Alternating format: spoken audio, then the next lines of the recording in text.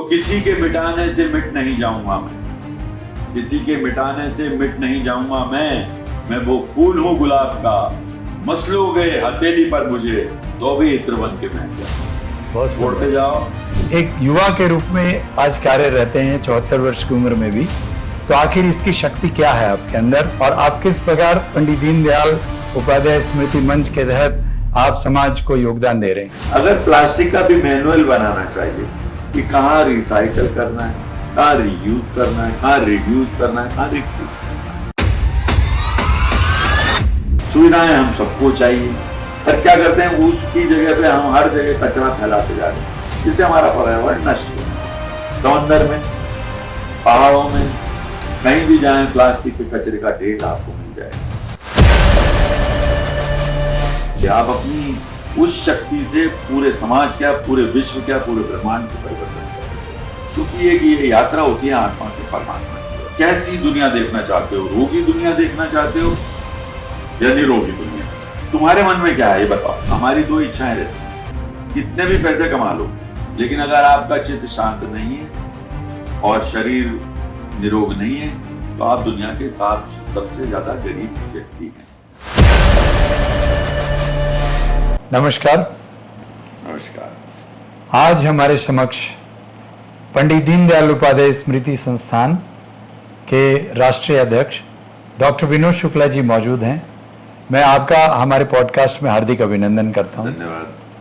हमारे डॉक्टर विनोद शुक्ला जी एक अष्टांग योगी, एक बहुत ही स्पिरिचुअल मोरलिस्ट सोल्जर के रूप में हमारे भारतवर्ष की गरिमा को बचाए रखते हुए इस धरोहर की जो हमारी सांस्कृतिक धरोहर है उसके लिए कार्यरत हैं। तो मैं डॉक्टर विनोद शुक्ला जी का एक बड़ा परिचय यह है कि वह एक अष्टांग योगी, तो वह खुद ही बताएंगे उनके गुरुदेव के बारे में।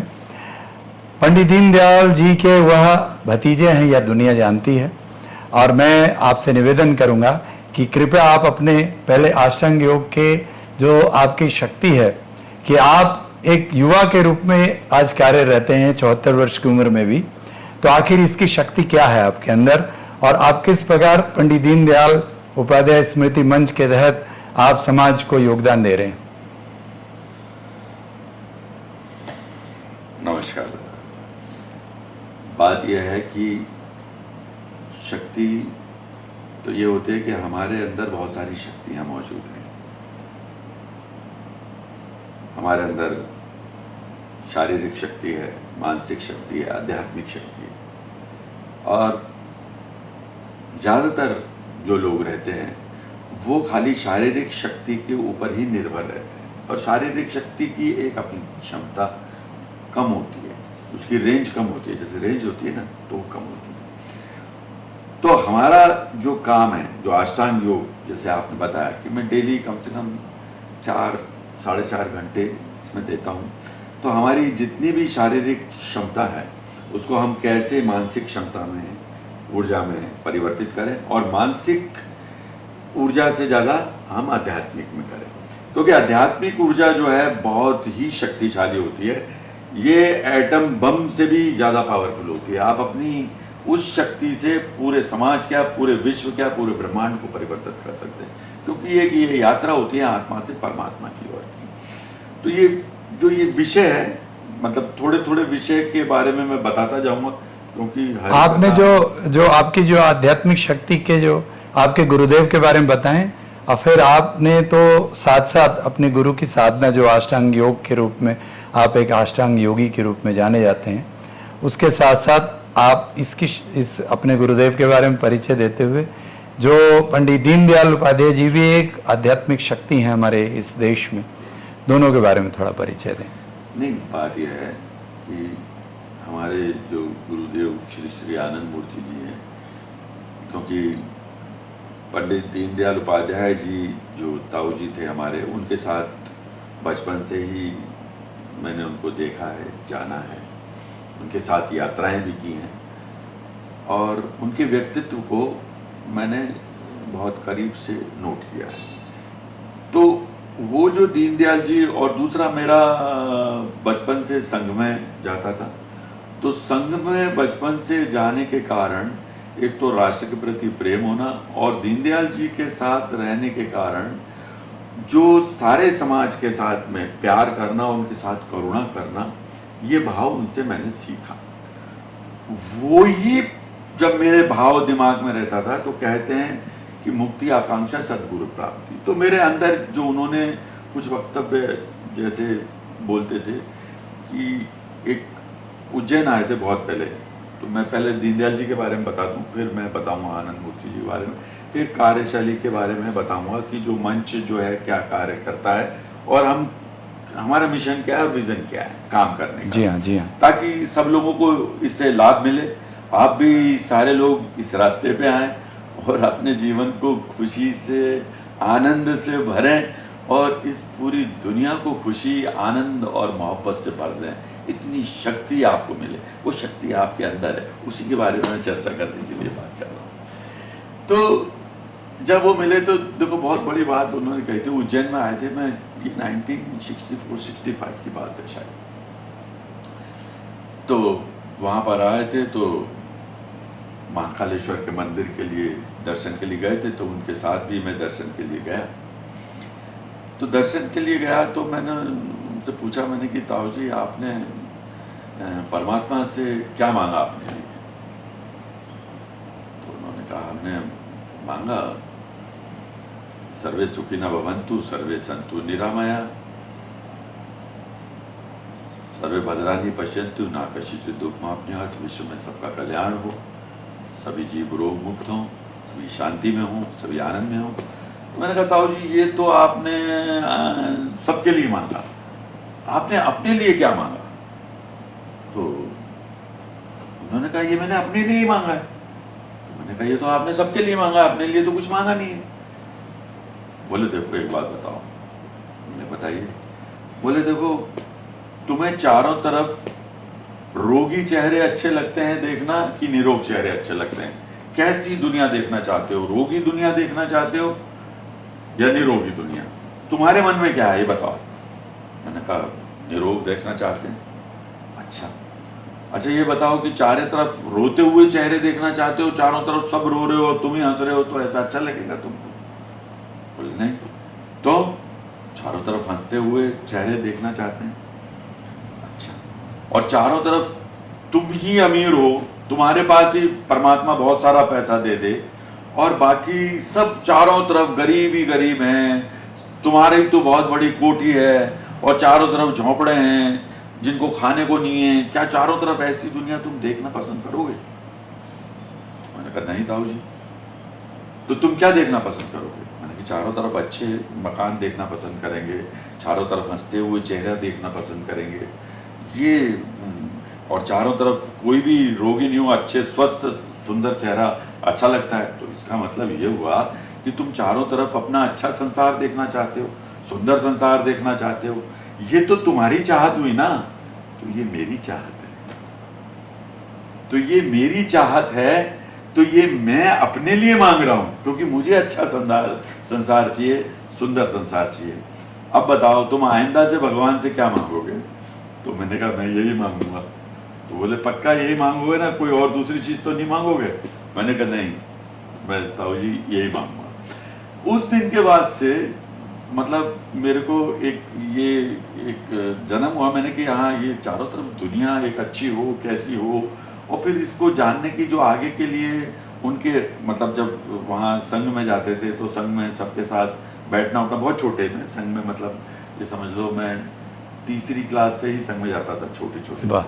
तो वहाँ पर वो राष्ट्र के प्रति भावना, खेल भी ऐसे खिलाते थे जिसमें सब लोग मिलजुल के कैसे रहें, सब आप बैठ के आपस में खाना कैसे खाएं।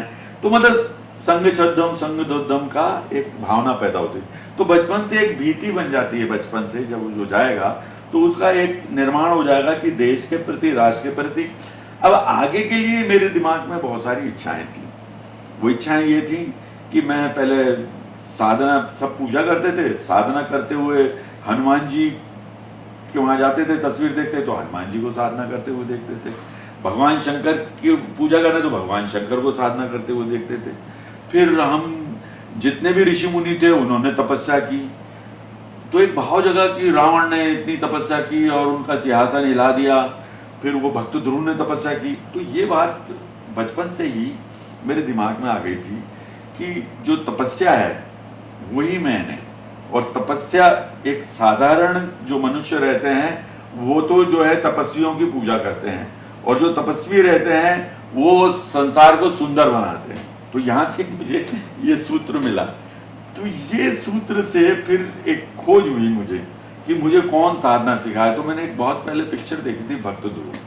तो भक्त ध्रुव पिक्चर देखने के बाद में उसने भक्त ध्रुव छोटा सा बालक था, भगवान की खोज में निकल गया और उसने तपस्या की, और तपस्या करके भगवान विष्णु की गोद में बैठा था। तो ये मुझे मेरे बचपन से एक संस्कार आ गया था। फिर एक हमारे सन्यासी मिले थे, तो मैं सबसे पूछता था, जो भी मिलते थे कोई मंत्र बताता था, कोई गायत्री मंत्र बताता था, कोई कुछ बताता, पर मेरी ये थी कि मुझे परमात्मा से मिलाने वाला कौन सा गुरु है, मुझे परमात्मा में प्रतिष्ठित करके साधना सिखाने वाला कौन सा गुरु है। तब एक सन्यासी हमारे थे, उनके माध्यम से मुझे आनंद मूर्ति जी का परिचय हुआ और उनके दर्शन भी हुए, और दर्शन होके एक वाइब्रेशन के तौर पे मैं वहाँ से ही मेरी साधना मार्ग शुरू हुआ और उसका मेरा प्रसार शुरू। तो बहुत अच्छी बात है कि एक्चुअली जो सही धर्म है, जो सही धर्म, जो सनातन धर्म, जो भगवत धर्म की पूरी परिकल्पना, पूरी परिभाषा देता है, वो आपने जीवन में इन दोनों महापुरुषों से, दोनों एक तरह से गुरुओं के माध्यम से आपने प्राप्त कर लिया।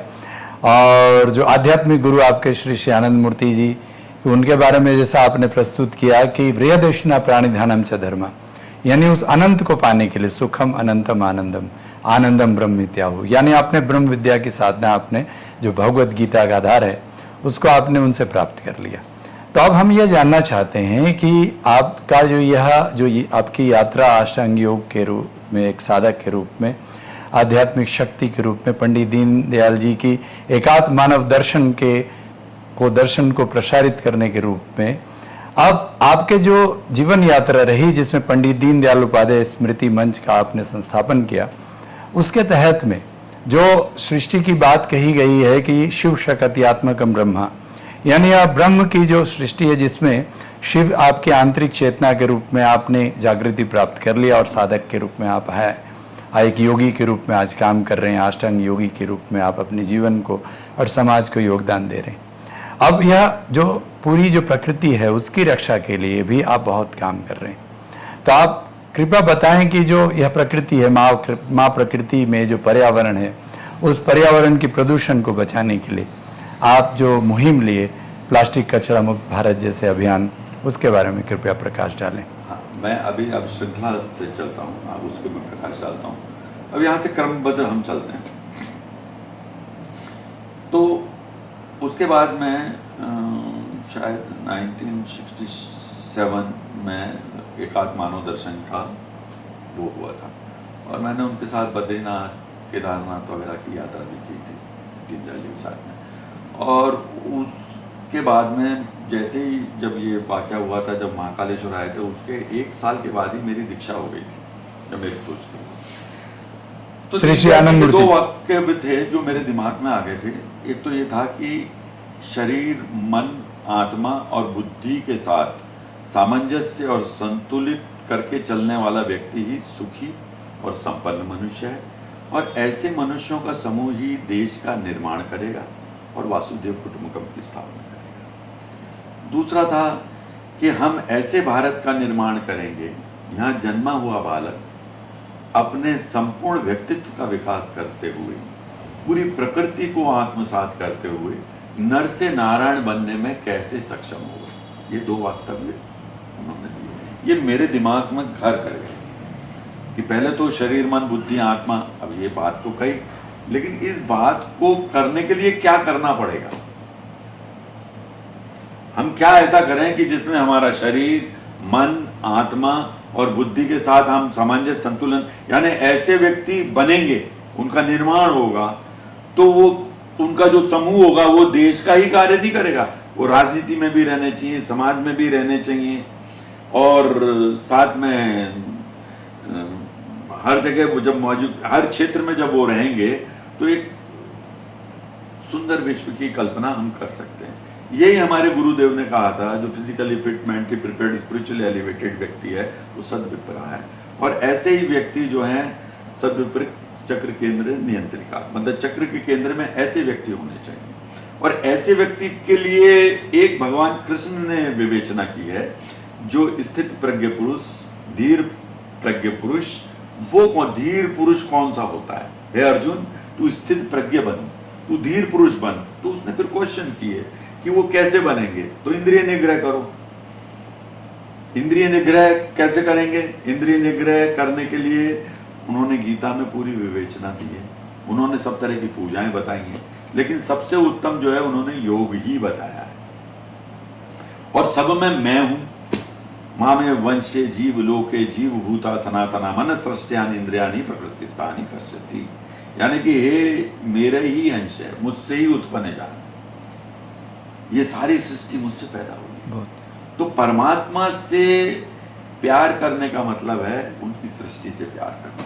जैसे मैं आपसे तो प्यार करूं, आपकी आरती उतारूं और आपके बच्चे को थप्पड़ मारूं तो आपको पसंद आएगा। एक बच्चे को चॉकलेट दूं, दूसरे को थप्पड़ मारूं तो पसंद आएगा। आपके फार्म हाउस पे जाके आपकी तो रोज आरती उतारूं और भोग लगाऊं, लेकिन आपके पेड़ पौधे उखाड़ के आपकी गौशाला है वहां जाके उनको परेशान करूं, तो यानी कि मुझे आपसे प्रेम करने का मतलब है मुझे आपकी हर चीज से प्रेम करना। तो जो भी परमात्मा की अगर भक्ति करते हैं, सच्ची भक्ति करते हैं, तो कोई भी समाज के लोग हों, किसी भी मजहब के लोग हों, लेकिन वो कहते हैं मेरा भगवान इतना, मेरा भगवान, तो उनके भगवान उतने ही मिलेंगे जो भगवान कृष्ण ने गीता में कहा है कि तुम देवी देवताओं की पूजा करोगे तो देवी देवताओं को प्राप्त होगे, तुम किन्नरों की पूजा करोगे तो उनको प्राप्त होगे, भूत प्रेतों की पूजा, पर सब में मैं ही प्रकट होता हूं। गॉड में भी मैं ही हूं, अल्लाह में भी मैं ही हूं, ब्रह्म में भी मैं ही हूं, पूरी यूनिवर्सल बॉडी है वो एक। यही जो चीज उन्होंने एकात्म मानव दर्शन में कही है कि क्या कहा है कि पहले शरीर, मन और आत्मा में, फिर मैं अकेला नहीं हूं, मेरे साथ क्या है? परिवार है। तो मेरे अंदर संतुलन आ गया लेकिन परिवार में संतुलन नहीं है, तो क्या मैं शांत जीवन बिता पाऊंगा? अब हम क्या चल रहे हैं कि हमको शांति कैसे मिले और हम निरोग कैसे रहें। हमारी दो इच्छाएं रहती हैं, कितने भी पैसे कमा लो, लेकिन अगर आपका चित्त शांत नहीं है और शरीर निरोग नहीं है तो आप दुनिया के सबसे ज्यादा गरीब व्यक्ति हैं। 500 करोड़ कमाया, पैसा कमाने के चक्कर में आपने चित्त को अशांत कर दिया, शरीर को रोगी बना दिया, तो आप क्या उस सुख को भोग पाएंगे? स्विट्जरलैंड की वादियां अच्छी नहीं लगेंगी, कोई संगीत अच्छा नहीं लगेगा, खाना खा नहीं सकते। ये सारा पैसा कौन भोगेगा? आपके रिश्तेदार, आपके परिवार वाले, आप नहीं भोगेंगे। पहली कंडीशन क्या है कि चित्त को शांत रखना। तो हम कहां से चलेंगे? पहले मेरे शरीर, मन, आत्मा को ठीक रखना है, फिर मेरे परिवार को ठीक रखना है, फिर परिवार, फिर समाज, फिर राष्ट्र, फिर सृष्टि, फिर समष्टि, फिर परमष्टि। ये दीनदयाल जी का था। वही चीज नव्य मानवतावाद के रूप में आनंद मूर्ति जी ने दी, पूरी सृष्टि। और उस सबको मिलके मैंने कहा ये चर्चा तो होती रहती है, तो अभी क्या हो गया? गीता आ गई। तो गीता को जब सब पढ़ेंगे, भगवान कृष्ण ने उल्लेख किया है जीवन एक युद्ध है, हर वक्त युद्ध है, हर वक्त एक लड़ाई है, चुनौतियां हैं। कोई भी अच्छा काम करने जाओगे, पैदा होना भी अपने आप में एक चुनौती है। बहुत दर्द से पैदा होते हैं, आसानी के साथ पैदा नहीं हो जाते, बहुत प्रसव होती है, बहुत पीड़ा होती है। तो हर वक्त एक संघर्ष है, ये मान के चलना पड़ेगा। और आप जब तक अपने आप को योद्धा नहीं मानेंगे तब तक आप जीवन उस योद्धा में आनंद मंगल के साथ खुद को आनंदित रखते हुए, जैसे युद्ध चल रहा है, तो आप ये कल्पना कैसे आई कि गीता है। अब गीता जब सुना रहे हैं वो, तो आप मनोस्थिति जान सकते हैं कि सुनाने वाले की और सुनने वाले की मनोस्थिति क्या होगी। इधर शंख बज रहे हैं, इधर नगाड़े बज रहे हैं, इधर ढोल बज रहे हैं, युद्ध के लिए तत्पर है, और उसने अपना धनुष नीचे डाल दिया, धनुष नीचे डाल दिया, सामने सब लड़ाई के लिए तैयार हैं। अर्जुन, ये हाल किसका है? हम सबका हाल है। हताश है, निराश है, तो उन्होंने कहाँ से प्रेरणा दी और वो मनोस्थिति क्या थी? क्या गीता सुनाने के लिए, क्या वो मैदान के जंग में पहले ढोल नगाड़े बजाओ, इधर से शस्त्र लेके खड़े हैं, कोई गीता सुनने के लायक है क्या? मुझे बताओ, सुन सकते हैं? नहीं सुन सकते। लेकिन वो पहले ही जान गए थे, ये वो उसको नहीं कह रहे हैं, ये हम सबके लिए हैं। आज हम सब उसी परिस्थिति में हैं, हमारा आरपीएम उतना ही बढ़ा हुआ है और इसको हमको इस ही परिस्थिति के अंदर वो गीता को जीना है। तो एक हमने लिया गीता जियो मिशन। बहुत सुंदर। गीता जियो मिशन के अंदर गीता देख लिए, बहुत सारे लोगों ने पढ़ लिया, 18 अध्याय याद हो गए, 700 श्लोक रट लिए, लेकिन अगर प्रैक्टिकल नहीं करेंगे, अब यहां पर हम उसी का उल्लेख करके एकात्म मानवदर्शन हो गया, ऐसे व्यक्तियों का निर्माण समाज परिवार सब में देना पड़ेगा। हमारे को चारों तरफ सुंदर दुनिया देखनी है, निरोग चेहरे देखने, तो इसके लिए फिर हमने शपथ बनाई।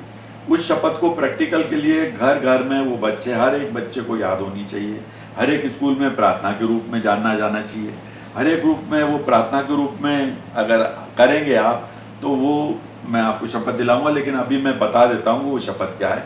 और ये विचार से आप वाकई सहमत हों तो जुड़िए और घर घर में इसको उतारिए, क्योंकि ये पूरी दुनिया के अंदर जो हाहाकार, अशांति, बांटने की चीज़ें, खुद गर्जी ये लगी हुई है, तो ये दुनिया खत्म हो जाएगी। ये कोई भी पसंद नहीं करता, ना कुछ चाहता। तो मैं बोलता हूँ, हम ईश्वर की संतान ये शपथ लेते हैं कि प्रकृति को अपनी माँ और परमात्मा को अपना पिता, मनुष्य, पेड़ पौधे, जीव जंतु, पशु पक्षी, ये हमारा विश्व परिवार है। इस भावना को हम कायम रखेंगे। जातिवाद, नस्लवाद, भ्रष्टाचार, अंधविश्वास, आंतरिक प्रदूषण, बाहरिक प्रदूषण को मिटा करके एकात्म मानव दर्शन के ऊपर चलेंगे। विश्व प्रेम की भावना को प्रसारित करेंगे। हर जीव में परमात्मा का रूप देखकर उनकी सेवा करेंगे। सर्वे सुखी न भवन्तु, सर्वे सन्तु निरामया। विश्व में सबका कल्याण हो, सभी रोग मुक्त हो, सभी शांति हो, सभी आनंद हो। तो ये जो विचार को बांधा, क्योंकि उसको एकात्म मानव दर्शन के ऊपर हर को लाने के लिए, तो पहले कहीं जैसे हम शेर शायरी में इसमें बांधते हैं, तो इसमें बांधने के लिए प्रयास किया। तो ये हो गया। ये तो शपथ आपकी बहुत बड़ा रिकॉर्ड बनाया, करीब 1-2 लाख लोगों ने एक साथ सवा लाख लोग थे जिनको एक साथ शपथ दिलाई थी। जी जी बड़ौदा में। जी जी, उसके बारे में भी बताइएगा। तो उसमें ये शपथ जो दिलाई थी, वो वीडियो है हमारा यूट्यूब के ऊपर देखेंगे, और उसके ऊपर मतलब ये तो हम चाहते हैं कि हर स्कूल में पहले बच्चा क्लासरूम में आए तो ये शपथ आए, बचपन से उसको घर में, अपने घर में इस प्रार्थना के रूप में सब प्रार्थना में स्वीकार कर सकते हैं। तो ये क्या होगा कि जब आपके मन के अंदर ये आ जाएगा, तो ये आ जाएगा, तो फिर क्या होगा, पेड़ पौधे, क्योंकि अभी अंदर का ही पर्यावरण को नहीं ठीक करना है, हमको बाहर के पर्यावरण को भी ठीक करना है। अगर अंदर का पर्यावरण ठीक कर लिया, बाहर प्लास्टिक है, तो सबसे पहले ये बात दिमाग में आई कि कचरा तो सब तरीके का है, विचारों का भी कचरा है, वो भी एक। दूसरा, हमारा बाहर जो प्लास्टिक का कचरा है वो सबसे बड़ा हैजार्ड है। मतलब जिस तेजी के साथ में करीब 90 के दशक के बाद से, प्लास्टिक तो 80 के दशक के बाद से ही आ गया था, जब से पेट्रोल आया है और पेट्रोल का प्रचलन बढ़ा, तो प्लास्टिक चलता जाएगा जी, और प्लास्टिक बढ़ता भी जाएगा। लेकिन क्या होता है कि कोई भी चीज़ अगर उसका जैसे कार आई थी, तो शुरू में घबराते थे लोग, क्योंकि एक्सीडेंट हो जाते थे। उसकी मैनुअल बनाई, यहाँ सिग्नल होंगे या ट्रैफिक होगा, इस तरह से हर चीज़ की मैनुअल होती है। अगर प्लास्टिक का भी मैनुअल बनाना चाहिए कि कहाँ रिसाइकल करना है, कहाँ रीयूज़ करना है, कहाँ रिड्यूस करना है, कहाँ रिफ्यूज़ करना है। एंटायर अलग अलग किस्म की पैकेजिंग है, सुविधाएं हम सबको चाहिए, पर क्या करते हैं, उसकी जगह पे हम हर जगह कचरा फैलाते जा रहे हैं, जिससे हमारा पर्यावरण नष्ट हो रहा है। समंदर में, पहाड़ों में, कहीं भी जाएं, प्लास्टिक के कचरे का ढेर आपको मिल जाएगा। तो ये जो प्लास्टिक के कचरे का ढेर नहीं मिले, तो उसको खाली मैनेज करना है। और एक जागरूकता अभियान हमने लिया, क्योंकि 5 आइलैंड बन चुके हैं प्रशांत महासागर में, आपके अटलांटिक में, आपके हिंद महासागर में, आपके फ्रांस और इटली से भी बड़े बड़े प्लास्टिक के आइलैंड बन चुके हैं, और वो आइलैंड धीरे धीरे बढ़ते चले जा रहे हैं, और हर जगह कचरा बढ़ रहा है, वो हैंडल नहीं हो रहा। क्यों? कि हम सेग्रीगेशन नहीं करते, हमारा समाज जागरूक नहीं है। तो अभी हमने जो पंडित दीनदयाल उपाध्याय स्मृति मंच ने, जो मैंने 10 साल पहले इस मुहिम को लिया कि ये पहले किसी को समझ में नहीं आता क्यों ले रहे हो, तो फिर एग्जीबिशन के लिए मैं हमारे मंत्रालय में, पर्यावरण मंत्रालय में गया कि इसको रखना चाहिए। वहाँ भी पीएमओ में भी हमने कई ईमेल वगैरह भेजे। आपको मालूम होगा 14 अगस्त को दौलत राम में आरबीएम मशीन लगाई थी, आप लोग हमारे कार्यकर्ता मौजूद रहे वहाँ पर सारे, और 15 अगस्त को मोदी जी ने इसको अनाउंस किया, तो बहुत खुशी हुई, मुझे काफ़ी बधाइयाँ दी थी। चलो मोदी जी ने भी आपकी बात सुन ली। हाँ, उन्होंने लाल किला से अनाउंस किया था सिंगल यूज प्लास्टिक को बैन करना। बहुत अच्छा। अभी वो उसमें भी बताएंगे कि आपकी क्या क्या मतलब हर्डल्स रही हैं और आप कहाँ तक पहुँचे हैं। हर्डल्स तो ये रहती हैं कि ये क्या होता है कि हम एक आदत नहीं होती है, दूसरी आदत को लगाने के लिए जब भी प्रेरित करेंगे तो अपोजिशन आता है। किसी भी चीज़ का वो अच्छे कार्य करोगे तो अपोजिशन आता है, ये स्वाभाविक है। यानी कि आप चलेंगे इस मार्ग के ऊपर तो ये होता है। अब जैसे इंपोर्ट हो रहा था तो प्लास्टिक कचरे को, इंपोर्ट को हमने बैन कराया, उसके लिए लड़ाई, क्योंकि 40 लाख परिवार प्रभावित हो रहे थे। यहाँ के कचरे को कौन बिनेगा, डेवलप कंट्री की कचरा अगर यहाँ आ जाएगा तो ये सब चीज़ों को किया, और उसके लिए मुझे आपको काफी अवार्ड्स मिले। Times man of the year award मिला आपको, डॉक्टरेट की उपाधि कहाँ से आपको मिली? Mother Teresa university, okay, environment के ऊपर जी। तो ये काफ़ी मतलब और बहुत सारे मिले। ठीक है, वो तो मेरे को रियल में तो अवार्ड जब ये होगा कि जब आप सब लोग जो हैं, आप प्लास्टिक सब जगह कचरा दिखेगा नहीं, और प्लास्टिक कचरा तो पूरा मैं इसमें एक्चुअली हर्डल आप जो बता रहे थे वो एक्चुअली अभी क्या प्रॉब्लम है जिसके कारण आप कह रहे थे कि सरकार को कुछ शक्ति की जो आवश्यकता है, उसमें क्या एक्चुअली क्या हो सकता है? बात ऐसी है कि इस पे 20,000 से 1 लाख रुपए का फाइन है।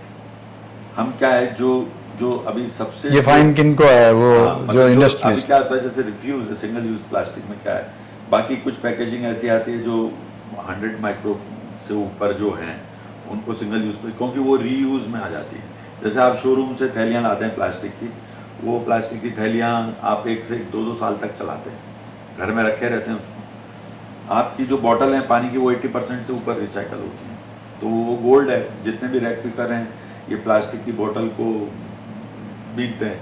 अब ये मल्टी लेयर पैकेजिंग है, जो हम चने कुरकुरे हर जगह यात्रा करते हैं, ये बड़ा सिरदर्द है। हर जगह, हर गांव में, उसमें सब में ये कचरा मिलता है, इसको रैक पिकर वाले भी नहीं बीनते क्योंकि इतना पैसा मिलता नहीं है। तो इसके लिए गांव-गांव में इसकी मुहिम चलानी पड़ेगी। सरकार को रिसाइकल जो इंडस्ट्रीज़ हैं उनको बढ़ावा देना पड़ेगा, सब्सिडीज देनी पड़ेगी, और हर तहसील के अंदर वो रिसाइकल इंडस्ट्रीज होनी चाहिए, क्योंकि वहाँ का कचरा दूर तक ले जाएंगे तो वो वायबल नहीं होगा, क्योंकि कॉमर्शियल हर चीज़ को वायबल बनाना पड़ेगा। दूसरा, गीला कचरा, सूखा कचरा सेग्रीगेशन करना पड़ेगा। हमारी समाज में भी वो चेतना नहीं है, तो कई अवेयरनेस प्रोग्राम की ज़रूरत है, कई लोगों को साथ लेने की ज़रूरत है। गवर्नमेंट को भी कड़ा कानून, कड़ी सख्ती लानी पड़ेगी, जो फाइन लगाया उस पर करना पड़ेगा। जो इंडस्ट्रीज में जो पतली थैलियाँ हैं वो सबसे बड़े हज़ार्ड हैं। जैसे अभी आप जो सब्जी वाले होते हैं, हाँ, सब्जी लेने जाते हैं आप, अरे भैया धनिया देना, नींबू देना, अदरक देना, मिर्ची, 5-6 थैली तो वो आते, फिर आलू टमाटर, यानी 6 थैली घर पे लेके आता है, और वो 6 थैली को खाली करता है और डेली कहाँ डालता है? कचरे में। फिर वो एक ही वो रहता है, उसमें हम क्या डाल देते हैं? दाल बची हुई डाल दी, सब्जी डाल दी, फिर दुनिया भर की चीज़ें डाल दी। तो अब वो सेग्रीगेशन कैसे होगा? दूसरी बात है, वो 10% हार्डली रिसाइकल सब होता है, लेकिन व्यवस्था 10% है, बाकी सब फीलिंग में जाती है। तो ये सब चीज़ों पे इसको एजुकेशन में डालने की ज़रूरत है, शिक्षा में डालने की ज़रूरत है। पूरी प्लास्टिक एनवायरनमेंट पे काम करने के लिए एक सिलेबस में कोर्स होना चाहिए। आने वाले कल में इसमें ऑडिटिंग होनी चाहिए, इसमें आने वाले कल में बहुत बड़ा स्कोप है। तो ये क्या है, काम मिलके जब तक नहीं करेंगे, खाली एक NGOs ने कर लिया या संगठन ने कर लिया, नहीं, सबकी उद्योग हो गए, समाज हो गए, सबके था। इसीलिए हमने यहाँ दिल्ली में भी कई प्रोग्राम किए हैं। हमने अभी जयपुर में पर्यावरण मंत्रालय के साथ प्रोग्राम किए जिसमें सारे स्टॉक होल्डर्स को बुलाया, रिसाइकलर जो इंडस्ट्रीज है, रिसाइकल इंडस्ट्रीज के लोगों को बुलाया, कैटरर्स को बुलाया, ये रेजिडेंट्स को बुलाया, और कॉर्पोरेटर को बुलाया, मेयर आए, उनके मंत्री आए, तो सबके मिलके डिबेट हुई, उनके ऊपर पैनल डिस्कशंस हुए, क्योंकि डिस्कशन होना, अवेयरनेस होना भी जरूरी है। और साथ में वेस्ट मैनेजमेंट के लिए बड़ी बड़ी कंपनियां आनी चाहिए, इसका काम होना चाहिए। तो एक सुचारू रूप से इसको संतुलन बनाने की जरूरत है।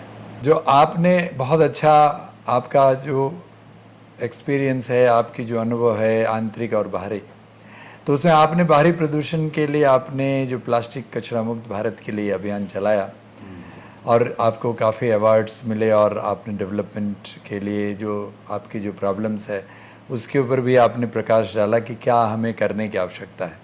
हाँ, आपने ये बहुत अच्छा प्रस्तुति बताया कि आपका जो आज क्या हम पहुँचे हैं, और बहुत ईमानदारी से आपने यह बताया कि सही अवार्ड तो तब होगा जब सही में लोग प्लास्टिक को इस्तेमाल सही करना बात बंद है, कर सही दें। वही मेरे लिए तो वही अवार्ड है, तो वह असली अवार्ड वही है मेरे आपका लिए। आपकी जो व्यक्तित्व है उसमें एक बहुत बड़ा रोल है कि यह तब होगा जब मनुष्य मनुष्य की तरह दैवीय शक्ति के द्वारा उसके अंदर की जो अभी जो प्रदूषण है वो आंतरिक प्रदूषण, इस पर आपने काफ़ी बोला है और दर्शन दिया है। तो मैं यह जानना चाहता हूँ कि आपकी जो बाहरी प्रदूषण से जो आंतरिक प्रदूषण ठीक हो, और उसके द्वारा ही मुझे लगता है कि आप समाज को या बाहरी प्रदूषण से बचा सकते हैं। तो आंतरिक प्रदूषण कैसे होगा, कैसे दूर होगा, उसके बारे में बताएं। पहले तो ये जानना पड़ेगा कि आंतरिक प्रदूषण है क्या। चर्चा तो कर ली, लेकिन है क्या और ये किस तरह से दिमागों में घुसता है आंतरिक प्रदूषण। देखिए, मैं आपको एक सिनेरियो बताता हूँ। आज से 300 साल पहले पेपर था, न्यूज़पेपर था। न्यूज़पेपर हुआ करता था क्या कि नहीं होता था? नहीं, शायद नहीं था। नहीं, शायद था ही नहीं, हाँ। शायद नहीं।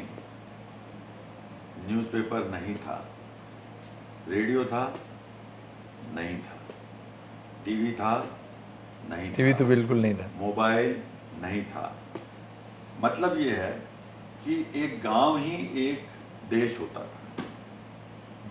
हमारे गांव की जो हमको समाचार मिलते थे, गांव की जो न्यूज़ मिलती थी, वो 20 किलोमीटर की फेरे फेरे की न्यूज़ हमारे को मिलती थी पूरी दुनिया में।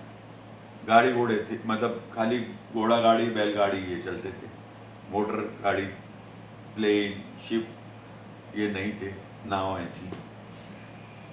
तो उस वक्त हमारे 20 किलोमीटर के इंफॉर्मेशन जो समाचार हमारे दिमाग में आते थे, और ये हजारों साल पहले ऐसा ही था।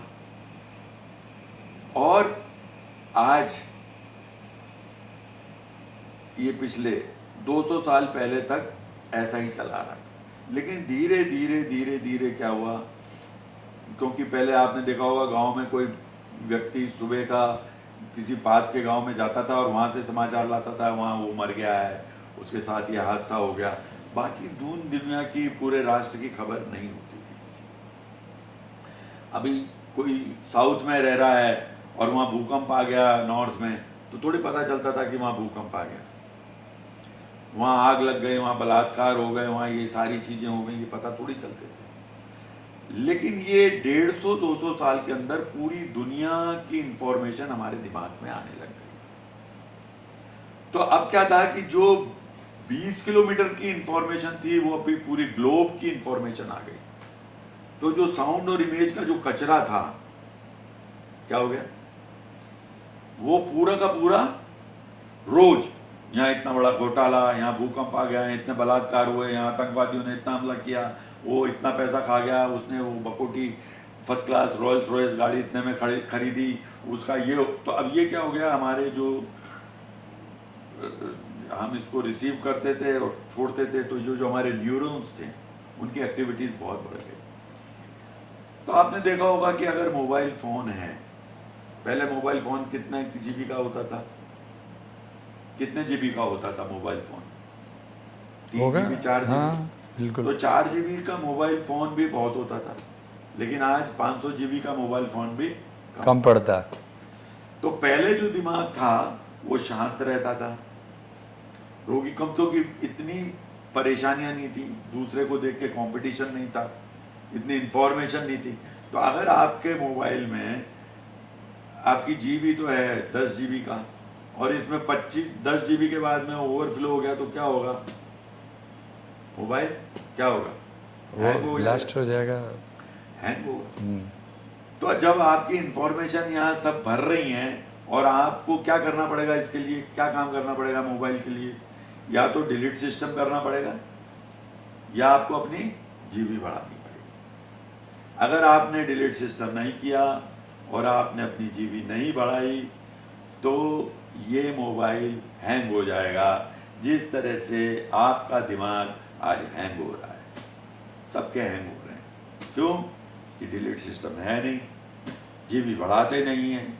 तो जब जीबी नहीं बढ़ाएंगे, डिलीट सिस्टम नहीं होगा, तो सारा लोड आपके मस्तिष्क पर पड़ जाता है। और यही कारण है कि कम उम्र में हाइपोटेंशन, डायबिटीज़, ब्लड प्रेशर, ये सारी बीमारियां आपको जकड़ लेती हैं।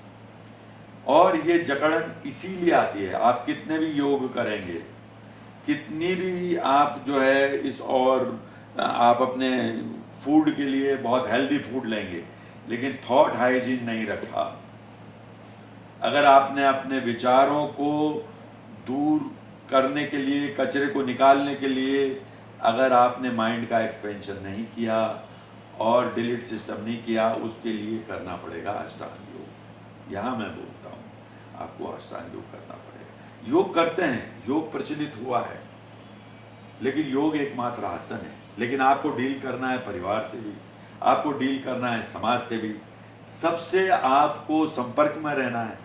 तो ये संपर्क में रहने के कारण ये असंतुलित होता जा रहा है। परिवार में खुदगर्जी बढ़ती जा रही है, सबके अपने अपने सपने होते जा रहे हैं। एक ही परिवार में 4 सदस्य हैं, सबके अपने अपने ओन विचार, अपनी चीजें, तो क्या होता है, तनाव बढ़ रहा है। ये एक मुख्य कारण है। इसके लिए हर घर में अष्टांग योग और गीता जब ये आएगी, तो हम जब अपने एक्सपेंशन करेंगे माइंड को, जब अनंत का धारण करेंगे, जब ब्रह्म साधना करेंगे, वो ब्रह्म अनंत है, और ब्रह्म को साधना करते हुए वो हमारी जो शपथ है, और यूनिवर्सल लव, आज जरूरत है यूनिवर्सल लव की। मानव मानव एक है, मानव का धर्म एक है, इस नारे की। क्योंकि दुनिया बहुत छोटी हो गई है और हम अभी तक डिविसिव टेंडेंसीज में, ग्लोबल विलेज बन गया है। तो बहुत ही जल्दी एक मानव समाज, एकात्म मानव दर्शन पे, नव्य मानवतावाद दर्शन के ऊपर हमको वसुधैव अपने कुटुंबकम जीवन को अपनाना पड़ेगा और पूरी सृष्टि से प्रेम करना पड़ेगा। हाँ, असुर और देव का संग्राम हमेशा चलता रहा है, युद्ध हमेशा अनिवार्य है। आपको असुरों के खिलाफ, नकारात्मक जो शक्तियां, उनके खिलाफ हमेशा युद्ध करते रहना पड़ेगा। कायरों की भांति नहीं बैठना पड़ेगा। अपने आप से भी लड़ाई है, बाहर भी लड़ाई है, और ये लड़ाई निरंतर जारी है। हम सब संपूर्णता से संपूर्णता की ओर चल रहे हैं। तो इसमें सब लोगों को मैं यही करूँगा कि अष्टांग योग अपनाएं, गीता पढ़ें, शपथ को दोहराएं, एकात्म मानव दर्शन को पढ़ें। दीनदयाल का मतलब दीन दयाल, मेरे जो उनका नाम था दीन दयाल, जितनी करुणा बढ़ेगी, क्योंकि आपके अंदर करुणा, दया, क्षमा, ये प्रेम की सहायक भावना है, ये प्रेम की खाद है। क्या है? खाद। प्रेम की खेती को बढ़ावा देती है। काम, क्रोध, मोह, लोभ, मद, मत्सर, ये क्या चीज है? ये प्रेम की खेती का कीड़ा है। तो आपको खाद को, करुणा को रोज नर्चर करेंगे, उसके लिए सेवा है। तो साधना, सेवा, समर्पण, सत्संग, स्वाध्याय और संकीर्तन, ये 6 सोपान आप करेंगे, जीवन में नित्य करेंगे। आप कहीं भी गए तो जो सेवाएं बताई हैं, 4 तरह की हमारे गुरु जी ने सेवा बताई हैं। यज्ञ बताए, भूत यज्ञ भी बताया कि पेड़ों को पानी देना। जैसे सनातन धर्म में मूल पहले हुआ करता था, आपने देखा होगा कि पहले गाय की रोटी निकलती थी घर में, तो बच्चे से गाय की रोटी दिलाते थे, बच्चे लास्ट में कुत्ते की रोटी निकलती थी। तो मुझे आज भी याद है कि हम चींटी चुग्गा के लिए, कबूतर को दाना डालने के लिए हमारे पिताजी लेके जाते थे, और ये सारी चीज़ें एक सनातन धर्म का मूल भाव था। यही भाव को दीनदयाल जी ने कहा है, या हमारे गुरुदेव ने भी कहा है, और इसको रोज हम नियमित रूप से करेंगे तो करुणा, जितनी करुणा बढ़ेगी, जितनी करुणा बढ़ेगी, उतना ही आपका मन निरोग होगा, चित्त शांत होगा, मन में प्रेम बढ़ेगा।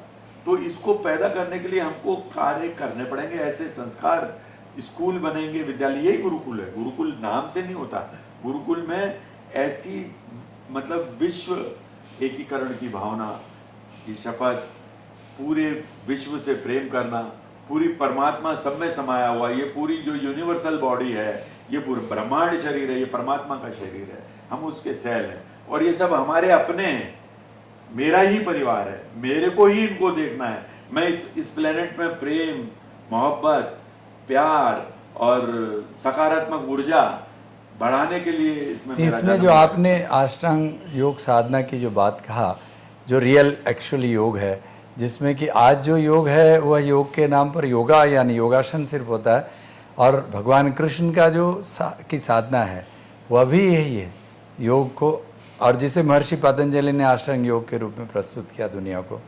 तो इसकी व्यवहारिकता के बारे में आप कुछ बताएं कि कैसे इसको लाया जाएगा, जो आप बता रहे हैं कि नहीं, स्कूल्स इसको लाए कॉलेज, जाने के लिए देखिए पहले कोई भी विचार और आता है। आपके जो गुरुदेव की जो आप बात बताएं कि उनकी मिशन है, तो उनकी मिशन को आप कैसे स्थापित कर सकते हैं पंडित दीनदयाल उपाध्याय स्मृति मंच के तहत?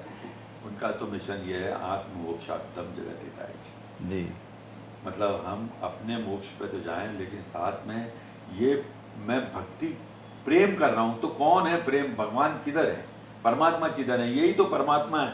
आप ये देखो, परमात्मा मुस्कुरा रहे हैं, आप सब में तो परमात्मा, पेड़ों में, फूलों में, पत्तों में, सूरज में, चंदा में, सबको तो हमने पहले से ही उन्होंने सर्वव्यापकता बताई, तो सब में तो वो मुस्कुरा रहा है, झरनों में, हर चीज में तो वो है। जब मेरा प्रेम सबके प्रति अखंड प्रेम बढ़ेगा, तो मेरा अखंड प्रेम होगा, तो मेरा प्रेम कभी खंडित ही नहीं होगा, मेरा प्रेम कभी खत्म नहीं होगा, मेरा प्रेम कभी टूटेगा नहीं। हाँ, खंड खंड प्रेम करोगे, ये मेरा पुत्र है, ये मेरा दोस्त है, मेरा पैसा है, मेरा मकान है, मेरा सोना है, मेरा नाम है, ये खंड है। ये हर चीज रुला देगी, जो आपको सुख दे रही है वो हर चीज रुला देगी, क्योंकि वो हर चीज आपको छोड़ के जाने वाली है। और आपको चाहिए परमानेंट, कोई भी चीज परमानेंट चाहिए आपको। परमानेंट क्या है? वही शाश्वत है। लेकिन इसका मतलब ये नहीं कि मैं खिलाऊं नहीं, पुत्र को प्यार नहीं करूं, मेरी सब चीज को नहीं करो, लेकिन परमात्मा के रूप में प्यार करो। सर्वंग खलु बीदंग बनो, सब में परमात्मा है, मुनि के दर्शन है, उन्होंने ही दिया है। मैं एक ट्रस्टी हूँ, ट्रस्ट करके चला जाऊंगा। अब ये क्या, इंद्रियां मुझे जकड़े हुए हैं, मैं स्वभाव दोष मेरे अंदर है, उसको निरंतर मुझे अभ्यास करना पड़ता है, नहीं तो वो वापस आप एक अभ्यासी हैं, उसी प्रकार आप एक पंडित दीनदयाल उपाध्याय स्मृति मंच के तहत अपने गुरुदेव और एकात्म मानव दर्शन, जो गुरुदेव आपके श्री श्री आनंद मूर्ति जी के बारे में बताया, और उनके दर्शन को आपने इतना अच्छा प्रस्तुति दिया, उसको व्यवहारिक रूप में आप किस प्रकार सोचते हैं कि उसको लाया जा सकता मतलब है? लाने के लिए यही है कि पहले आपके तो मंच के एक्टिविटीज हमारे के जो साथ, मंच की एक्टिविटीज में हम प्रचार करते हैं, हमारे बहुत सारे आचार्य हैं, और आचार्य, क्योंकि जनरेटर तो आ गया, लेकिन पोल तो बनाने पड़ेंगे आपको। कैडर नहीं तैयार होगा, पोल नहीं होंगे, तो लाइट को ले कैसे जाएंगे आप? तो आचार्यों के माध्यम से, तो आचार्य जो हैं, हम जगह जगह जाके, हमारे साथ बहुत सारे लोग हैं, हमारे गुरुदेव मदद करते हैं इसमें। कुछ संघ के लोग भी रहते हैं, कुछ समाज के लोग भी रहते हैं, जो कि इस रास्ते पे आ जाते हैं। जब आ जाते हैं एकात्म मानव दर्शन से, नव्य मानव दर्शन से, वो जब ओतप्रोत हो जाते हैं, तो फिर ये आगे जोत से जोत बढ़ाते चलो। तो आपके मंच जो पंडित दीनदयाल उपाध्याय स्मृति मंच के जो एक्टिविटीज़ हैं आपकी, जो समाज में जागृति का काम कर रहे हैं, हाँ, उसके बारे में क्या क्या आप अभी क्या क्या? मैं बताता हूँ आपको। 6 विषय लिए हैं। एक तो पर्यावरण है, जिसके बारे में आपने बता दिया है। महिला सशक्तिकरण है जी, ग्रामीण विकास है, शिक्षा है, और स्वास्थ्य है, और आध्यात्मिक उन्नति। क्योंकि आध्यात्मिक उन्नति बहुत जरूरी है। वो 2 वक्तव्य दीनदयाल जी के थे, शरीर, मन, बुद्धि और आत्मा। साथ में मैं पूरी प्रकृति को आत्मसात करेगा वो बालक, तो आत्मसात कैसे करेगा? व्यक्तित्व का निर्माण कैसे करेगा? क्योंकि शरीर रूप से मतलब वो उन्नत होना चाहिए, मानसिक रूप से उन्नतर होना चाहिए, और आध्यात्मिक रूप से एकदम दिव्य रूप में प्रतिष्ठित होना चाहिए। तो उसके तीनों जब तक व्यक्तित्व का निर्माण नहीं होगा, तो एक खाली शरीर ही बढ़ जाएगा या मन ही बढ़ जाएगा। यानी कि सबके साथ संतुलन लाना है, फिर परिवार में लाना है, समाज में लाना है, राष्ट्र में लाना है, पूरी सृष्टि में संतुलन लाना है। तो ये कार्य है पूरा का पूरा। तो ये कार्य बस ये आपकी एक्टिविटीज के बारे में कुछ बताएं कि आपके क्या क्या एक्टिविटीज अभी चली? पर्यावरण के लिए हम ये कर रहे हैं, स्वास्थ्य के लिए सस्ते से सस्ता, मतलब उनको स्वास्थ्य कैसे गांव तक पहुंचे, डायलिसिस सिस्टम है, उसके लिए कई लोगों से हमारी बातचीत चालू है। तो उसमें वो तो आप गुरुकुल व्यवस्था पर भी आप काम कर रहे हैं। गुरुकुल व्यवस्था पे हम अभी विचार में है कि एकात्म मानव दर्शन पंडित दीनदयाल उपाध्याय एकात्म मानव दर्शन गुरुकुल विश्वविद्यालय इसी पे आधारित हो। मतलब वैसे मॉडर्न रहेगा, फिजिक्स केमिस्ट्री सब मॉडर्न रहेगा, लेकिन अंदर से जो उसकी आत्मा है, इंद्रिय निग्रह रहेगा, स्थित प्रज्ञ पुरुष रहेगा, अष्टांग योगी बनेगा वो। और वो कैसे बनेगा उसके भी कोर्सेज रहेंगे, जो इसका आज हम अभाव महसूस करते हैं। तो उसके ऊपर भी हमारा काफ़ी काम चल रहा है। तो यानी विज्ञान और आध्यात्म का समन्वय के साथ आप एक जो पुरानी हमारी जो व्यवस्था थी, भारत का जो धरोहर था गुरुकुल को, उसको आप इस आधुनिक युग के मॉडर्न सिस्टम, मॉडर्न व्यवस्था के साथ एकाकार कर एक प्रस्तुति करेंगे। तो यह एक बहुत ही बिल्कुल अच्छा correct, मिशन है। क्योंकि क्या है कि अभी हम पुराने तो जा नहीं सकते, हमको मतलब अत्याधुनिक बनना पड़ेगा। आज मतलब अत्याधुनिक की मैं बात कर रहा हूँ। ये तो हम पुरातन में ही हैं, क्योंकि हम विचारों से अभी भी संकीर्ण विचारों में हैं, हमारे छोटे छोटे जातियों में, छोटे छोटे समाज में बटे हुए हैं हम लोग। अभी तक हम एक पूरे दिव्य मानव के रूप में प्रतिष्ठित नहीं हो पाए, चाहे वो आध्यात्मिकता में हो चाहे कहीं भी हो। अंत में एक बहुत ही महत्वपूर्ण सवाल है, क्योंकि आज मानव समाज में बहुत ही जो डिफरेंसेस है, अलगाववाद है, जो बहुत ही व्यवहारिक बात है कि आपने एकात्म मानव दर्शन की बात कहा, लेकिन अभी तक इसकी समझदारी, इसकी जागृति हम अपने लोगों में भी बहुत आवश्यक है। तो इस दर्शन की जो सबसे व्यवहारिक बात है कि जो आर्थिक जो विषमता है, उसके लिए जैसा हम जानते हैं कि आपके गुरुदेव श्री श्यानंद मूर्ति जी ने एक दर्शन दिया है, जिसमें कि आप जो और पंडित दीनदयाल जी ने भी जो दर्शन दिया है, तो उस दर्शन के साथ आप किस प्रकार आपका जो मिशन है वो आप सोचते हैं कि स्थापित हो सकता मतलब क्या है कि भूखे पेट गोपाला भजन ना होने पाए, भूखे पेट होए ना भजन। भजन हाँ, ले लो भजन अपनी ना कट्टी माला, कुछ इस तरीके का जी। था। तो क्या होता है कि जब तक रोटी कपड़ा मकान शिक्षा चिकित्सा नहीं होगी तो आदमी परमात्मा की ओर नहीं जा पाएगा, क्योंकि आज वही हालत हो गई है। क्योंकि आदमी जैसे एनिमल है, एनिमल की तरह सुबह एनिमल अपने खाने पीने के लिए निकलता है और शाम को सो जाता है, तो वो आहार निद्रा भय मैथुन, ये जो जैविक गुण है उसी में ही लगा हुआ है, भागवत धर्म में प्रतिष्ठित नहीं हो पाया है। और सारी ऊर्जा जो है उसकी मनुष्य की वो इसी में ही चली जाती है। तो इसके लिए ही ज़्यादा से ज़्यादा ये गुरुकुल होंगे, मैं उनका स्वरूप नहीं जानता। गुरुकुल का मतलब ये है कि अपनी आत्मा को पूरी लोडेड करके एक योद्धा के रूप में, एक स्पिरिचुअल सोल्जर, एक दिव्य मानव, दिव्य योद्धा जो पूरी सृष्टि की रक्षा करे, पर्यावरण की सुरक्षा करे, उस पशुओं की सुरक्षा करे, प्लांट्स की सुरक्षा करे, ऐसे मनुष्यों का समूह। और साथ में जो आपने आर्थिक व्यवस्था की थी, जब तक आर्थिक विकेंद्रीकरण नहीं होगा, हर गांव में वहीं की वहीं वो जो समाज है, वो जो गांव हैं, जो हमारे गुरुदेव ने भी प्राउड दर्शन दिया है, और दीनदयाल जी ने भी डिसेंट्रलाइजेशन, आर्थिक विकेंद्रीकरण पर जो अंत्योदय की बात कही है, तो वो जो अंत्योदय का मनुष्य है, उन्होंने पहले कहा था कि समाज शरीर है। अगर आधा शरीर को लकवा मार गया और आधा शरीर में खूब सारी मसल्स हैं, तो ये स्वस्थ समाज शरीर नहीं है। ये दीनदयाल जी ने बात कही। और उसके लिए क्या करना पड़ेगा, जो अंतिम पंक्ति का व्यक्ति है उसको भी प्रथम पंक्ति में, यानी उसको मिनिमम बेसिक नेसेसिटीज मिलनी चाहिए। ये उन्होंने खाली अपने भारतवर्ष की बात नहीं की, उन्होंने पूरे विश्व की बात की है दीनदयाल जी ने, कि पूरे विश्व को एक जो डिस्पैरिटी बढ़ रही है, अगर कहीं आसपास के देशों में भुखमरी रहेगी तो पलायन करेंगे।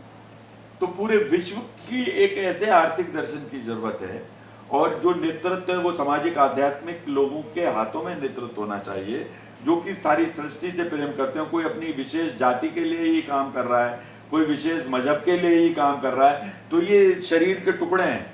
एक शरीर में एक गांठ इधर निकल गई, एक मुस्लिम गांठ इधर निकल गई, हिंदू गांठ इधर निकल गई, जाट गांठ इधर निकल गई, बौद्ध गांठ इधर निकल गई, तो ये सब गांठ हैं अपनी फूल फूल के अलग निकल गई। तो क्या ऐसा शरीर स्वस्थ शरीर कहलाएगा? और ये जो होड़ मची हुई है सारी चीज़ों के लिए, ये प्रपंच मचा हुआ, सबको बेसिक नेसेसिटीज मिलनी चाहिए, सबका विकास होना चाहिए, सबको स्वास्थ्य लाभ हो, सबको शिक्षा हो, ये सारी बेसिक नेसेसिटीज मिल जाएगी तो ना आरक्षण की जरूरत है ना किसी चीज की जरूरत है। अब ये क्या होता है, हर आदमी नेता भी बन रहे हैं तो एक पर्टिकुलर जाति के नेता हो रहे हैं, पूरे ना तो विश्व के नेता हो रहे हैं ना समाज के नेता हो रहे हैं। मोदी जी ने सबका साथ सबका विकास नारा दिया, व्यापक सोच लेके चलते हैं, उनकी यूनिवर्सल ब्रदरहुड की सोच है, जी जी, जो पूरी मानवता के कल्याण के लिए उनकी सोच है, और ज़्यादातर कोशिश करते हैं कि पूरे विश्व में संतुलन कायम हो सके। मेरी दृष्टि में तो मैं इनको, और इतने कर्मठ कार्यकर्ता, एक योद्धा के रूप में इतना उनका अपोजिशन हुआ, इतना विरोध हो रहा है, लेकिन उसके बावजूद भी वो ये सेवा करके कि मेरे को अपने परिवार को बचाना है, इस मानवता को, इस विश्व को बचाना है, इस प्रयास के साथ वो जुटे हुए हैं।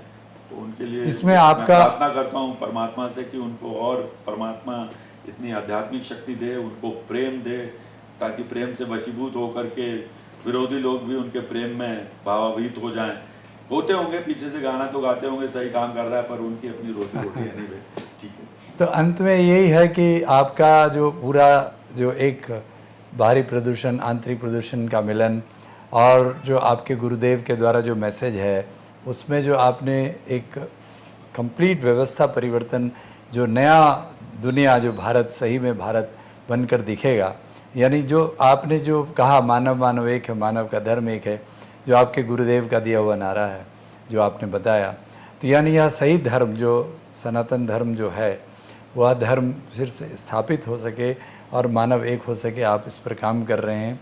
और तो आपको बहुत बहुत साधुवाद कि आप इसमें सफल हों, और जो हमारे माननीय प्रधानमंत्री जी के साथ आपकी जो शक्ति है, वह आपकी शक्ति दल एकाकार होकर एक पंडित दीनदयाल जी के सहयोग करें। आज इतनी सारी योजनाएं दी हैं, हम चाहते हैं कि सारे लोग उनके सहयोग करें, वो सारी योजनाएं ज़्यादा से ज़्यादा लागू हों। बहुत सारी योजनाएं दी हैं, उसका लाभ मिलना चाहिए, और हम सब लोगों का कर्तव्य है, खाली सरकार ही नहीं है, समाज को भी इसमें जुटना चाहिए, जागरूक होना चाहिए। बहुत सी जागरूकता की कमी है, लेकिन ये प्रयास है, अपने आप में चलता रहेगा। मैं दो शेर के साथ हाँ, बस आपकी कुछ अंतिम मैसेज हमारे देशवासियों यूं के। ही हंसते रहें, मुस्कुराते रहें, कांटों में भी खुशियां लुटाते रहें, मिट जाएगी निराशा की हर घड़ी, बस आप लोग आशा के दीपक जलाते रहें। वाह। और दूसरा, मैंने एक शेर बनाया था जिसमें कि